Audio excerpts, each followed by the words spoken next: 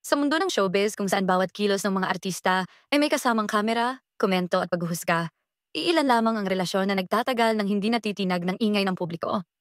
Isa na rito ang pagmamahalan ni Loisa Andalio at Ronnie Alonte, isang tambalang nagsimula sa kilig ng kabataan, lumalim sa gitna ng pagsubok, at ngayon ay humantong sa isang desisyong nagpatibok ng puso ng kanilang mga taga-suporta, ang biglaan at tila agarang pagpapakasal. Sa unang tingin, maraming nagtanong kung bakit tila minadali nila ang hakbang. Ngunit kapag sinuyod ang kabuuan ng kanilang kwento, mahirap hindi makita na ang bilis ng kanilang pagpapakasal ay hindi dahil sa padalos-dalos, kundi dahil sa isang pagmamahalang dumaan sa apoy, tumatag sa panahon, at sa huli ay handang magpasya hindi dahil hinihingi ng mundo, kundi dahil sila mismo ang may gustong pumili ng isa't isa. Matagal nang kilala ang tambalang Loini bilang isa sa pinakamatatag na couple sa showbiz. Ang kanilang relasyon ay hindi nabuo sa biglaan. Ito ay isang paglalakbay na itinahi ng tiwala, pagkakamali, pagkakasundo at muling pagyakap sa isa't isa. Ngunit kahit ganito tagal ang kanilang samahan, kakaiba pa rin ang naging reaksyon ng publiko nang inanunsyo nilang sila'y ikakasal. At lalo na nung lumabas ang detalye na hindi lamang ito simpleng plano, kundi isang desisyong biglaan, diretsahan, at agad na ipinatupad. Ang tanong ng lahat, bakit ganoon kaaga? Bakit ganoon kabilis? May mga bulong na baka may dahilan sa likod nito, na baka may pangyayaring hindi nila nais ipaalam sa publiko. Ngunit para sa mga mas malapit sa kanila at sa mga fans na matagal nang sumusubaybay sa kanilang relasyon, malinaw ang sagot. Dumating na sila sa punto nga ang paghihintay ay nagiging mas mabigat kaysa sa mismong pagharap sa panibagong yugto ng buhay. Kung tutuusin, hindi ito pagmamadali. Mas tama sigurong tawagin itong pagtitiyak.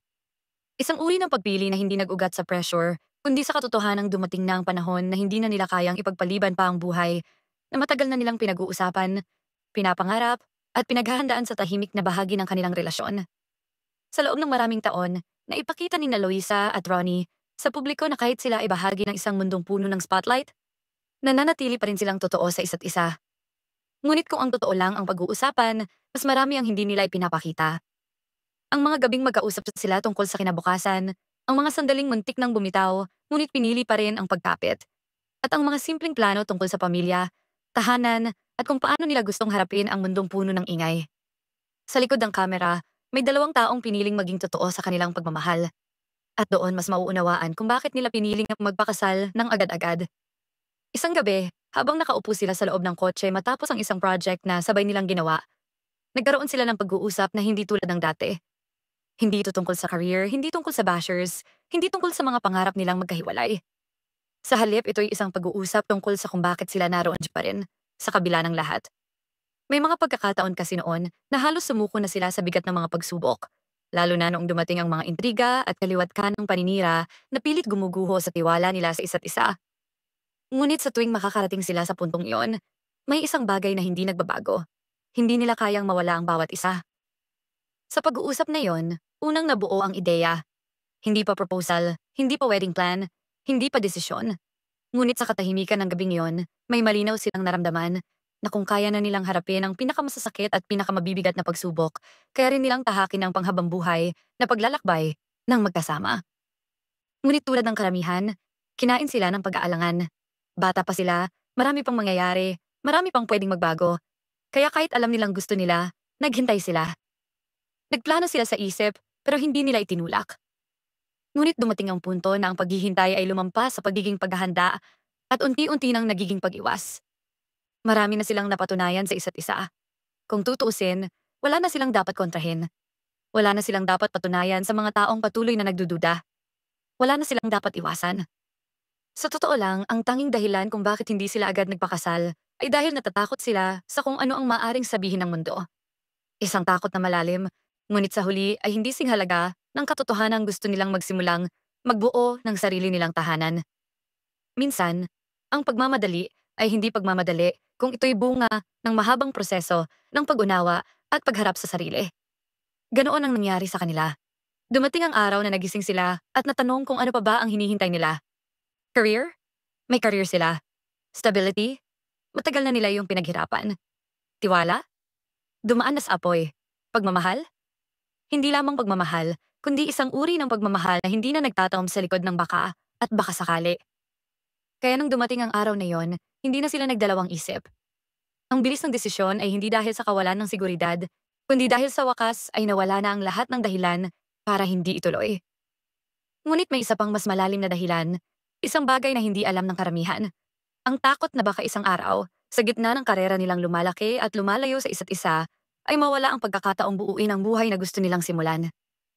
Hindi ito takot na nawawala ang pagmamahal, kundi takot na habang abala sila sa paghabol sa mga pangarap, nakakaligtaan nilang ang pinakapangarap pala nila ay ang makasama ang isa't isa, araw-araw. Hindi sa biro, hindi sa pangako lamang, kundi sa totoong buhay. Sa isang tahanang pareho nilang pinili. Kaya ng isang gabi, matapos ang isang simpleng hapunan, habang nakaupo sila sa harap ng mesa, may isang tanong na binitawan. Hindi grande, hindi malalim, hindi rin drama. Gusto mo na ba talaga? Walang mga bulaklak, walang mga luha, walang nakahandang banda o pagkuha ng video para sa social media. Sa halip, isang tanong na puno ng katapatan. Isa sa mga tanong na hindi mo itatanong kung hindi mo alam ang sagot. At gaya ng inaasahan, ang sagot ay oo. Hindi bilang pagsang-ayon lamang, kundi bilang isang desisyong matagal nang naghihintay na mabigkas. Doon nagsimula ang lahat. Ang kasunod ay isang serya ng mabilis, ngunit taos-pusong paghahanda. Hindi para pasayahin ang publiko, kundi para tuparin ang pangarap nila. Araw-araw mas lalo nilang nakikita kung gaano nila kagustong gawin ito. Wala nang pakialam sa malalaking kasal, sa engranding seremonya, sa bonggang entourage. Ang mahalaga ay siya at siya.